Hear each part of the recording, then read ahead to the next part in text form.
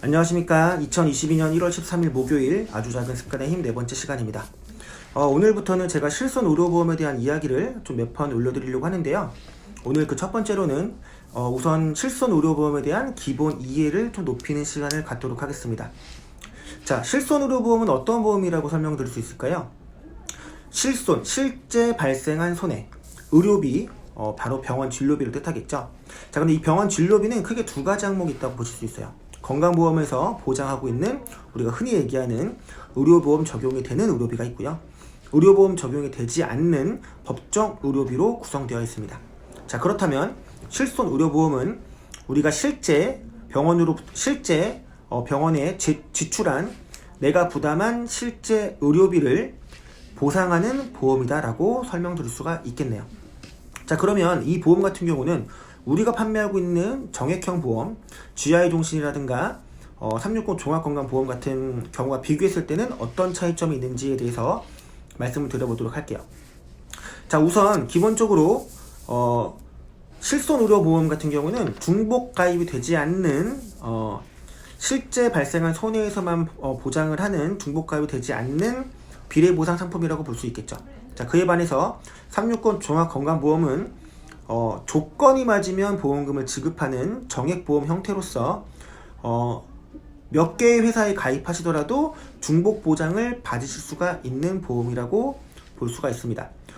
또 한 가지의 차이점은 정액형 보험, 360 종합건강보험 같은 정액형 보험은 보장하는 항목, 보상 범위를 열거하고 있습니다. 예를 들자면 골절 시에 얼마, 암에 걸렸을 때 얼마, 장애가 있었을 때 얼마, 11대 질병이 일어났을 때 얼마, 이렇게 열거주의를 쓰고 있는데 실손 의료보험은 포괄주의를 쓰고 있습니다. 포괄에서 당신이 실제 부담한 의료비에 대해서 일정 부분을 환급해 주겠다라고 하는 포괄주의를 쓰고 있는 거죠. 그러다 보니까 실손 의료보험 약관을 보시면 보상하는 보장 내용에 대해서 설명하고 있지 않고 보장하지 않는 항목에 대해서 열거를 하고 있습니다. 거꾸로 하고 있는 거죠. 자, 그렇다면 실손 의료보험에서 약관상 보장하지 않는 사항이 어떻게 될까요?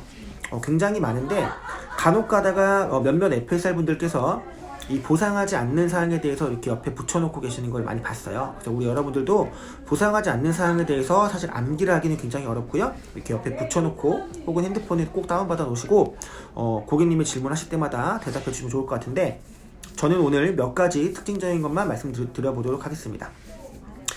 첫 번째로는 치과와 한방병원에서 일어나는 비급여 항목은 보장하지 않습니다.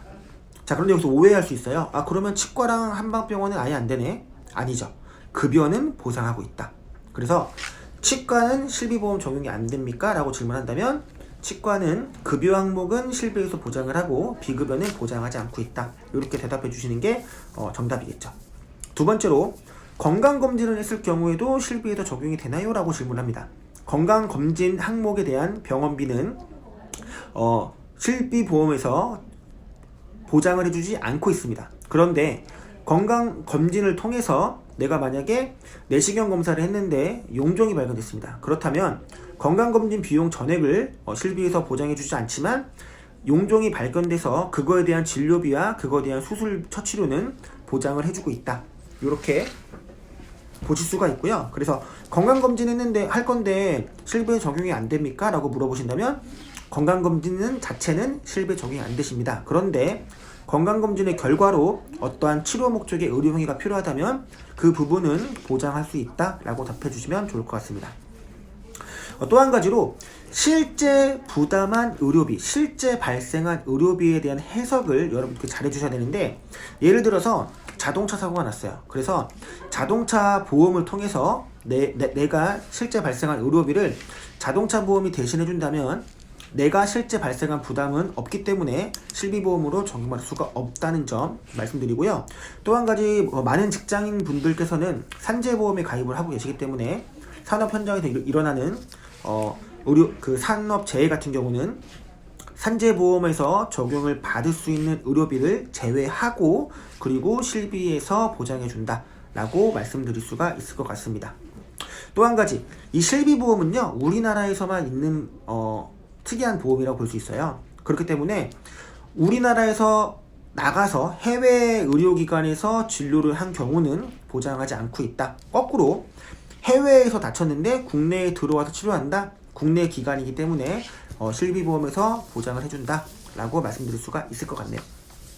자, 상해와 관련된 부분에서 좀 특징적인 걸 좀 말씀드리고 싶은데, 상해에서는 전문적인 스포츠 활동을 하는 것은 보장하고 있지 않습니다. 예를 들자면 전문 등반, 전문적인 스카이 다이빙, 전문 패러글라이딩, 이렇게 약간 동호회 활동을 좀 오래간 해서 전문가급으로 한다. 그 경기가 좀 모호하긴 하지만 전문적인 활동을 하시는 스포츠 활동으로 인한 상해 사건은 실비에서 보장하고 있지 않다라고 볼 수 있고요. 또 한 가지, 선박 승무원, 어부, 사공 및 선박에 탑승하는 것을 직무로 하는 사람이 직무상 선박에 탑승했을 경우에 발생한 상해 사건은 보장하지 않습니다.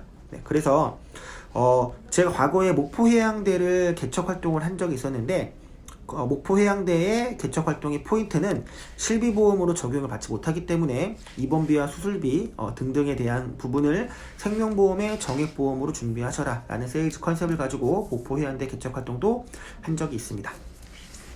자, 그렇다면 여러분, 지금 판매되고 있는 4세대 실손보험에 대한 구조를 우리가 한번 또 짚어봐야겠죠.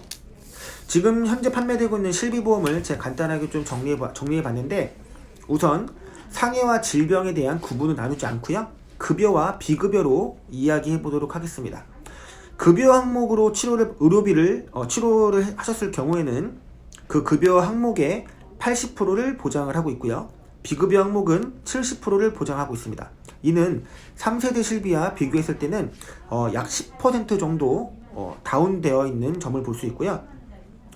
통원 치료했을 경우에도 마찬가지로 급여는 80%, 비급여는 70%만 보장을 하고 있는데, 기존 3세대 실비와 비교했을 때 기존 3세대 실비에서는 통원 1일 한도가 30만 원이었던 것, 30만 원이라는 거에 반대로 반면에 지금 현재 판매되고 있는 실비보험은 통원의 한도가 1회 20만 원으로 한정되어 있다. 10만 원 정도가 더 내려갔네요.